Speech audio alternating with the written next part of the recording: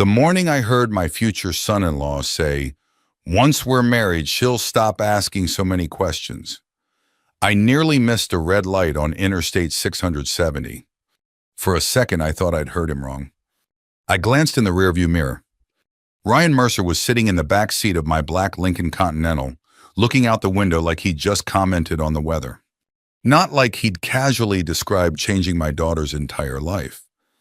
My hands tightened around the steering wheel. I kept my eyes on the road, kept my mouth shut, and listened. That moment changed everything. My name is Frank Dawson.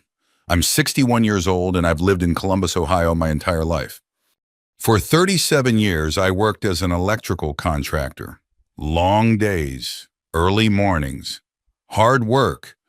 The kind of work where nobody cares about your opinions if the lights don't come on when you flip the switch. I retired 2 years ago. At least that was the plan. Turns out, retirement sounded a lot more exciting than it actually was.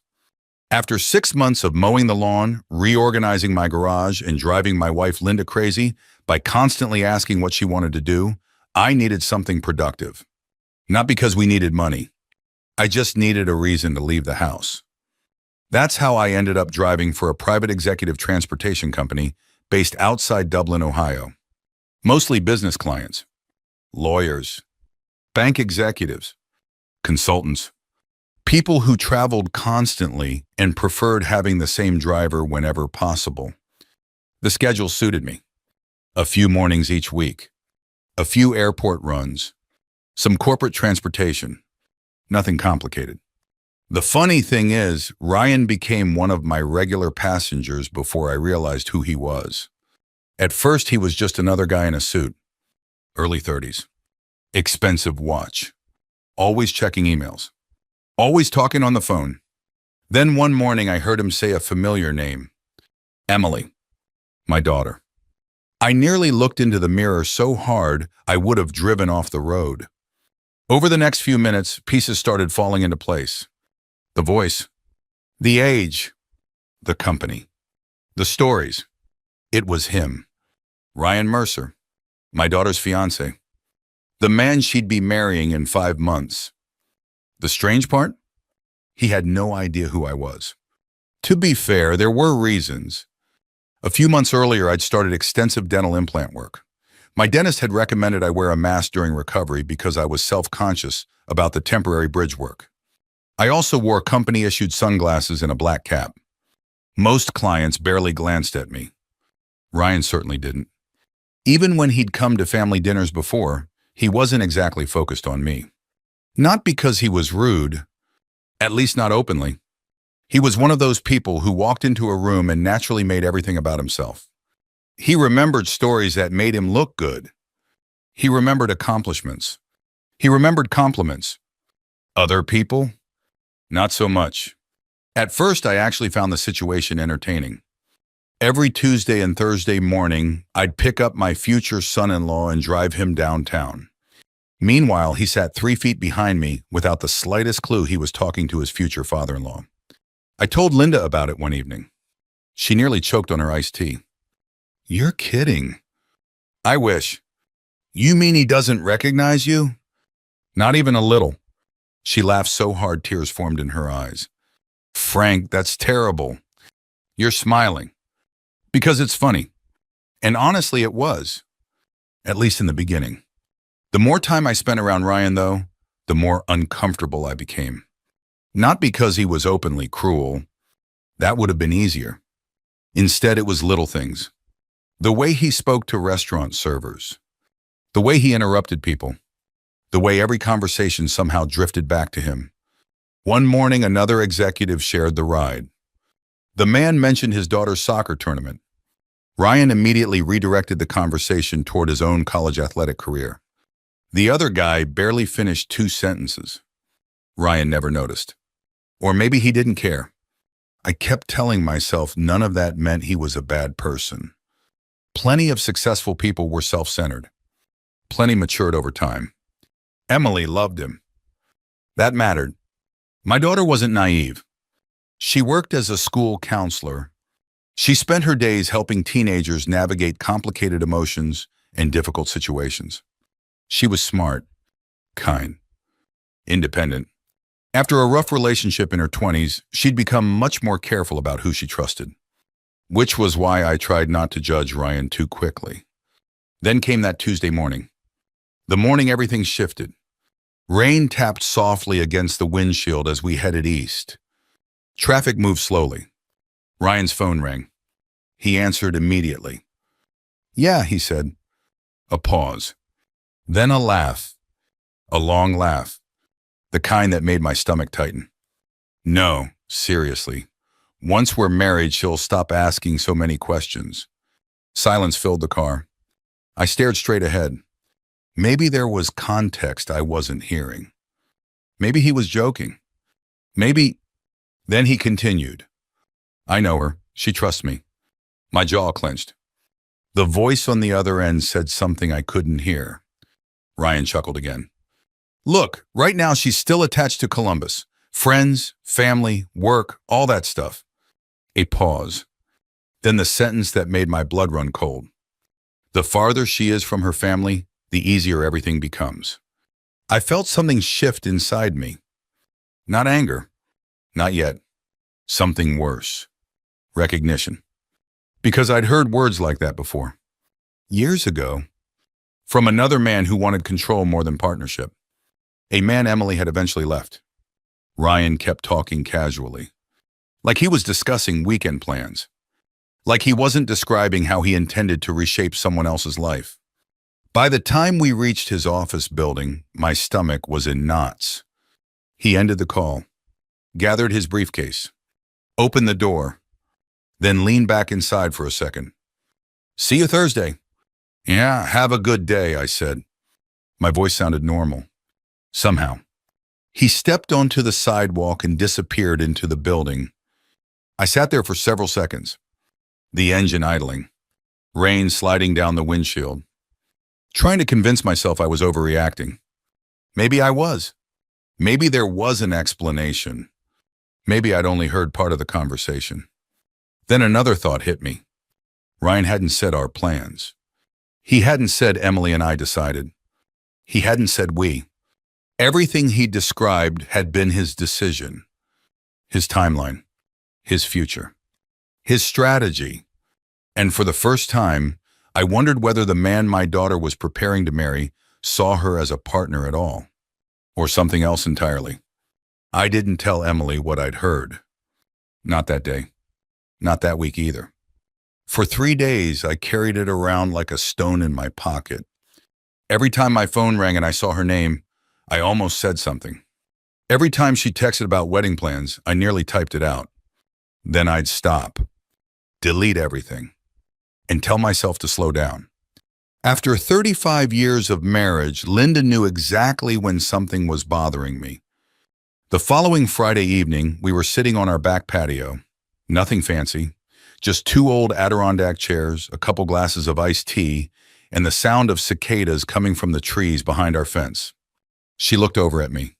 "You still thinking about Ryan?" I sighed. Maybe I misunderstood. "You don't sound convinced." "I keep replaying it." Linda set her glass down. "What exactly bothers you?" I stared into the yard. "It wasn't what he said. It was how he said it." She nodded. That was exactly it. There hadn't been any hesitation.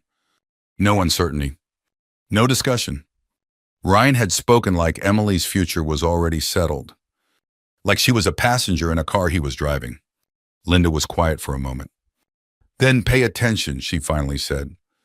"What?" "Pay attention before you start accusing anyone of anything." That was good advice. Probably better than I deserved. Because if I'm being honest, part of me already wanted to hate him. Not because of anything he'd done. Because I was scared. And fear can make a father dangerous. So I decided to watch. Nothing more. Just watch. The next week, I picked Ryan up outside his condo near Bridge Park in Dublin. Same routine. Dark suit. Coffee in hand.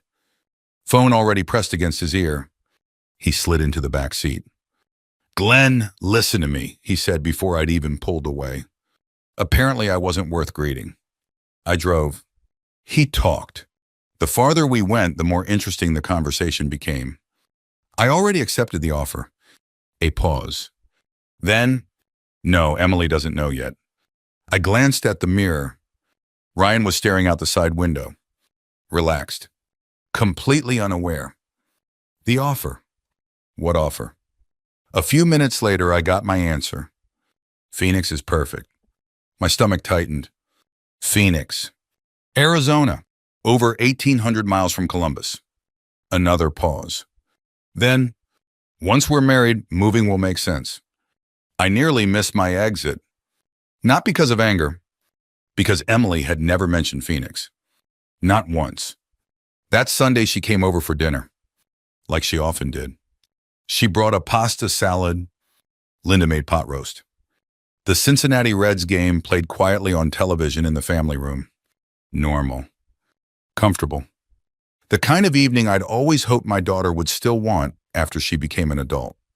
At one point, Emily helped me clear plates from the table. I kept my voice casual. How's wedding planning? She smiled. Busy. I bet.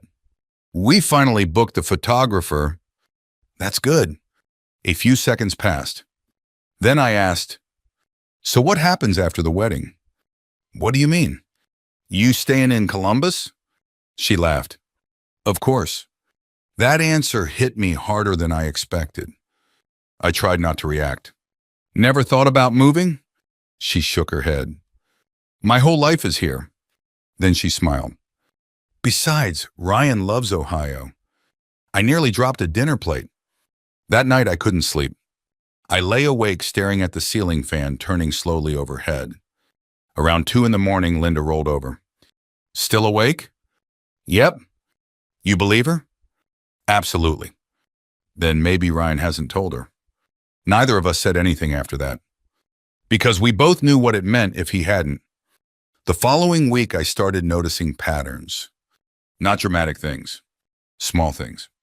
The kind most people miss. Ryan constantly referred to decisions as if they'd already been made. He'd say things like, we're buying. We're moving. We're doing this. But never, we've discussed. Or, we've decided. One Tuesday morning, he spent nearly 20 minutes on the phone with a real estate agent. He wasn't looking at homes in Ohio. He was discussing neighborhoods in Arizona, school districts, property taxes, commute times, the whole thing. Yet every time Emily visited our house, she talked about the future as if she expected to stay right where she was. Two completely different realities, and only one of them knew it. The situation started eating at me. I found myself distracted, short-tempered. One afternoon, I snapped at Linda over absolutely nothing. 5 minutes later, I apologized. She simply looked at me and said, "You need facts, Frank." She was right. Facts, not assumptions, not fears. Facts. A few days later, I got them. At least the first real piece. Ryan climbed into the car looking irritated. Not angry, frustrated. Like someone whose plans weren't moving quickly enough. He immediately called someone. Speakerphone. Again. The man had the privacy instincts of a golden retriever. Did the attorney finish it? Ryan asked. A pause. Then he nodded. Good. More silence. Then, I don't care if she reads every page. He laughed. A cold little laugh. The prenup is written exactly how I wanted it. I felt every muscle in my back tighten. Prenup. Emily had never mentioned a prenup. Not once. Maybe she already knew. Maybe she didn't. I kept listening. The whole point is protecting future assets. Pause. Exactly. Another pause. Then the sentence that stayed with me. If things don't work out, I won't be walking away with nothing. When he ended the call, my hands felt damp against the steering wheel. I drove another 10 minutes before dropping him off. The moment he left, I pulled into a gas station parking lot. Not because I needed gas, because I needed air. I sat there staring through the windshield, trying to process what I just heard. moving plans, hidden job offers, a prenup Emily had never mentioned. Maybe none of it was illegal. Maybe none of it was even immoral. But every piece pointed in the same direction. Ryan wasn't building a future with my daughter. He was building one around her. And for the first time, I began wondering whether the wedding itself was only part of a larger plan. A plan Emily hadn't been invited to help create. For about a week after hearing Ryan mention the prenup, I did something I hadn't done in years. I started doubting myself. Not because the facts disappeared, because they were getting harder to interpret. If Ryan had been openly cheating on Emily, things would have been simple. If he'd been stealing money or lying about his identity, that would have been simple too. But this was murkier, more uncomfortable. Because on the surface, Ryan looked like a man planning for his future. The problem was that every future plan seemed to belong to him alone. One rainy Wednesday morning, I picked him up outside his condo a little after 7. The sky was gray. The sidewalks were wet. Ryan climbed into the back seat carrying a leather portfolio. He seemed unusually cheerful. As we headed toward downtown Columbus, he called Emily. I expected another conversation that would raise my blood pressure.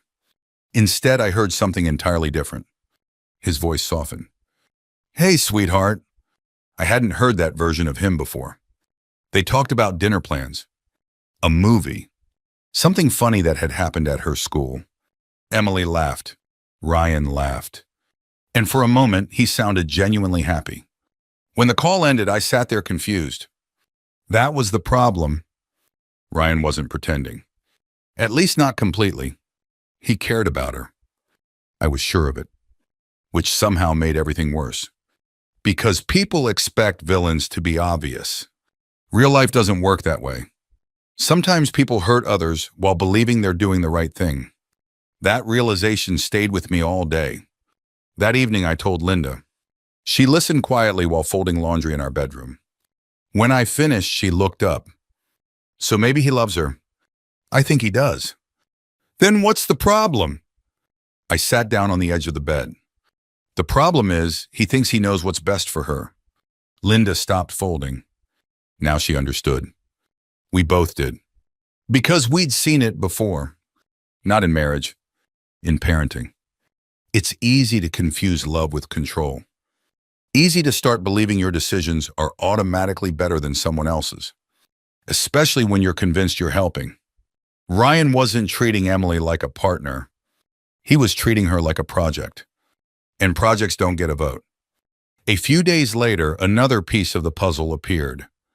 Not through spying, not through secret investigations, through pure arrogance. Ryan spent nearly 40 minutes on the phone during one ride. The conversation sounded like a strategy meeting. Retirement accounts, investment structures, joint assets, tax advantages. Most of it went over my head, but certain parts didn't. At one point he said, once Emily leaves counseling, we can simplify everything. I nearly looked into the mirror. Leaves counseling. Not if. When? A few minutes later. 2 incomes aren't necessary. Then, she worries too much about independence. I felt something heavy settle in my chest. Emily loved her work. She wasn't getting rich doing it. School counselors rarely do. But she cared deeply about those kids. She talked about them constantly. The successes, the struggles, the little victories. Ryan talked about her career like it was a hobby she'd eventually outgrow. That weekend, Emily stopped by again. This time alone. Linda was running errands. For about an hour, it was just the two of us sitting at the kitchen table drinking coffee. I kept telling myself not to push, not to pry. Then I failed. How's the wedding budget looking? She smiled. Pretty good. You keeping separate accounts? The smile faded slightly. Dad. What? She laughed. That was random. I shrugged. Just asking. Emily studied me for a second. Too long. Then she asked, is this about Ryan? My stomach dropped. I tried to play it off. Apparently badly. because she immediately crossed her arms. What is going on with you lately? Nothing. Dad, I'm just being careful. About what? I hesitated. Big mistake. Emily saw it instantly. Her expression changed. Not angry. Defensive. You don't trust him. I opened my mouth, then closed it. Because there wasn't a good answer. She shook her head. I knew it. Emily! No. Her voice cracked slightly. He's been nothing but good to me. I stared down at my coffee. Maybe? The second the word left my mouth, I regretted it. Emily pushed her chair back. Not dramatically. Just enough. You know what hurts? I looked up. She looked exhausted. Every time something good happens in my life, you start waiting for it to fall apart. That one landed. Hard. Because there was some truth in it. Not all of it, but enough. The conversation ended badly. Worse than badly. By the time she left, neither of us felt heard. For the next 12 days, she barely answered my calls. Those were some of the longest days I'd had in years. Linda tried to reassure me. Didn't help much. Every morning I kept driving Ryan. Every evening I wondered if I'd already ruined my relationship with my daughter. Then just when I was considering giving up entirely, fate handed me something I couldn't ignore. Ryan got into the car on a Thursday afternoon looking excited. Almost giddy. The second he sat down, he called someone. Everything's booked. Pause. Then a laugh. No, she still doesn't know. I felt my pulse quicken. The call continued. And within 30 seconds, I understood why. Ryan had reserved a ballroom at Brookside Golf and Country Club. A large engagement celebration. Nearly 100 guests. Family. Friends. Co-workers. Everyone important in their lives. Then came the part that made my stomach turn. Ryan planned to use the event to announce their move to Arizona. Publicly. In front of everyone. Without discussing it with Emily first. He described it as a surprise. A gift. A grand romantic gesture. I gripped the steering wheel harder. Because I finally understood something. This wasn't about money. It wasn't about cheating. It wasn't even about deception. Ryan genuinely believed he had the right to make life-changing decisions for someone else. And if I was going to stop this wedding, I needed more than suspicion. I needed proof Emily couldn't ignore. As Ryan stepped out of the car that afternoon, he smiled. For the first time all week, completely confident, completely certain, and completely unaware that his own plan had just given me the opportunity I'd been searching for. For the first time since this whole mess started, I had something concrete. Not proof that Ryan was a criminal. Not proof that he was cheating. Something far more useful. A pattern. A pattern of making major decisions for Emily without ever treating her like an equal partner. The challenge was figuring out what to do with it. Because simply telling her wasn't going to work. I'd already tried pushing. That conversation at my kitchen table had proved exactly how badly that could backfire. The harder I pushed, the more she defended him. And honestly, I couldn't blame her. If someone had criticized Linda before we got married, I probably would have done the same thing. People don't like being told they're wrong about someone they love. They have to discover it themselves. A few days later, I met an old friend for breakfast. His name was Gary Wallace, retired Columbus police detective. We'd known each other almost 30 years. The kind of friend who doesn't say much unless it matters. We met at a little diner off Riverside Drive. Same place we'd been meeting once a month since retirement. Gary listened while I explained everything. The rides, the phone calls, the hidden job offer, the Arizona announcement, the prenup. When I finished, he took a sip of coffee. You're looking for a smoking gun. Maybe. You won't find one. That wasn't the answer I wanted. What do you mean? Gary shrugged. Because guys like this usually aren't criminals. I frowned. So what are they? They're people who think they're smarter than everyone else. That hit closer to home than I liked.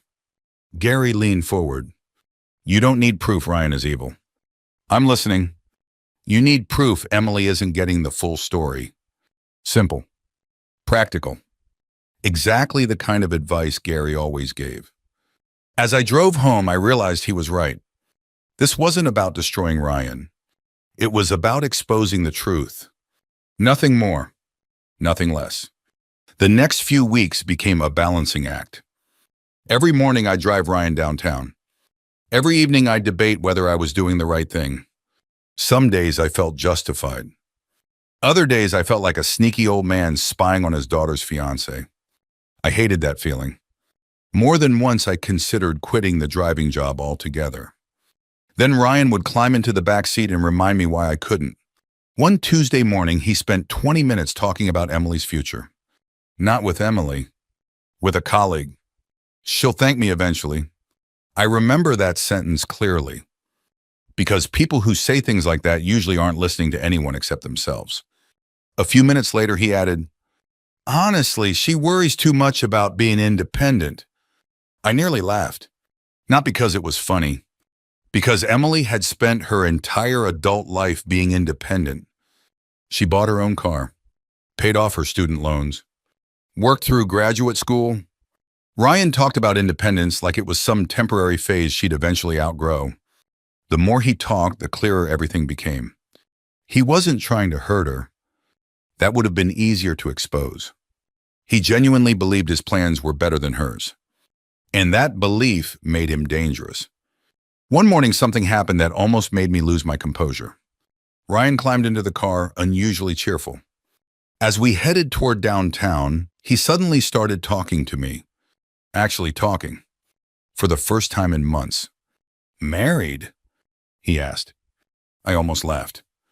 The man had spent half a year sitting behind me and only now noticed I existed. 35 years. Wow. He nodded. Any advice? For a second, I considered telling him exactly what I thought. Instead, I said, listen more than you talk. He chuckled. That's it. Worked for me. Ryan smiled politely. Then spent the next 15 minutes talking about himself. I had to bite the inside of my cheek to keep from laughing. When I told Linda that story later, she nearly fell off the couch. You're kidding. I wish. After 6 months? 6 months. She shook her head. Frank, if this wasn't so serious, it'd be hilarious. The truth was, there were moments that were funny. Ryan treated me like furniture, like part of the vehicle. He'd discuss business deals, vacation plans, arguments, private conversations, all in front of the one person he should have been careful around, his future father-in-law. The irony would have been unbelievable if I hadn't lived it. As the engagement celebration approached, I began quietly gathering documentation. Nothing illegal, nothing complicated. Just facts. I verified the Phoenix job offer, confirmed the ballroom reservation, tracked timelines, compared dates, collected emails Emily had shown us over the months. By themselves, none of those things meant much. Together, they told a story Ryan never intended anyone to see. Meanwhile, Emily and I remained distant, not completely estranged, but different, careful, polite. Every conversation felt like walking across thin ice. That hurt more than I expected. One evening, Linda found me sitting alone in the garage. I wasn't doing anything, just sitting, thinking. She walked over and leaned against the workbench. You miss her? I nodded. Yeah. Linda was quiet. Then she said, whatever happens next, make sure you're doing it for Emily. I am. No. She shook her head gently. Make sure you're not doing it because you're angry. That stopped me cold. Because the truth was, I was angry. Not just at Ryan, at myself. For not knowing sooner.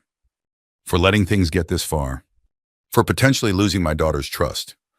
Linda squeezed my shoulder, then went back inside. And I sat there for another 20 minutes thinking about what she'd said. The next morning, Ryan got into the car carrying a garment bag. He looked excited, nervous too.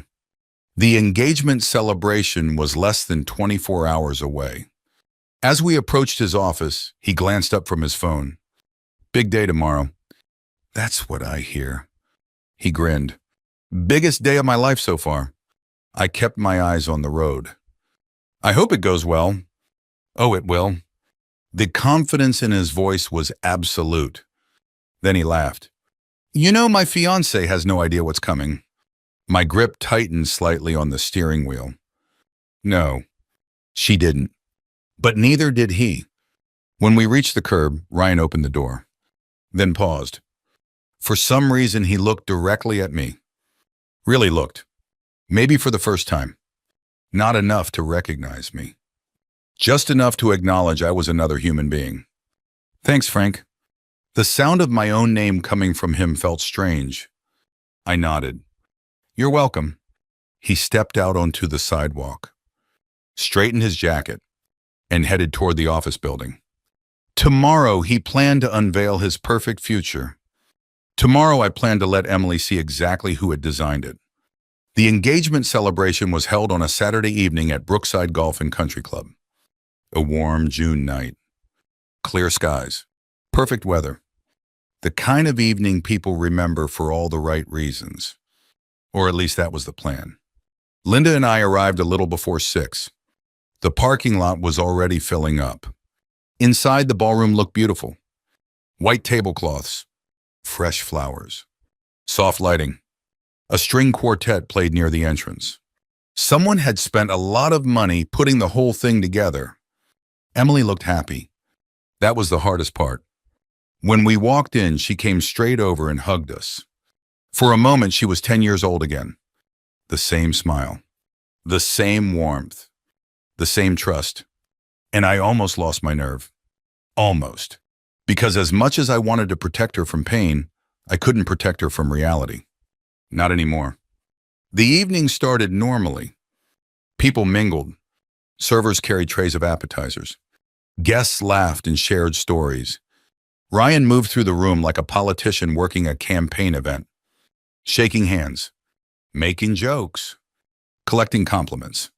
Several times I caught him glancing toward the small stage near the front of the ballroom, waiting, preparing, building toward his big moment. Around 7:30, everyone began taking their seats. The room settled. Forks stopped clinking. Conversations faded. Ryan stepped onto the stage holding a champagne glass. The crowd applauded. Emily stood beside him, smiling, completely unaware. Ryan thanked everyone for coming. Then he launched into a polished speech. The man was good. I'd give him that. He talked about family, commitment, building a future together. He thanked Emily, thanked both families, thanked his coworkers. People nodded along. A few guests even dabbed their eyes. Then he reached the part he'd been waiting for. His surprise. I've always believed life rewards bold decisions, he said. The room grew quiet. Ryan smiled at Emily. I wanted tonight to be unforgettable. Emily laughed softly. What did you do? A few people chuckled. Ryan turned back toward the crowd, then announced it. Emily and I are excited to begin our next chapter together in Phoenix, Arizona. Applause erupted instantly. At first. Then it started fading. Because Emily wasn't clapping. She wasn't smiling. She wasn't moving. She looked confused. Genuinely confused.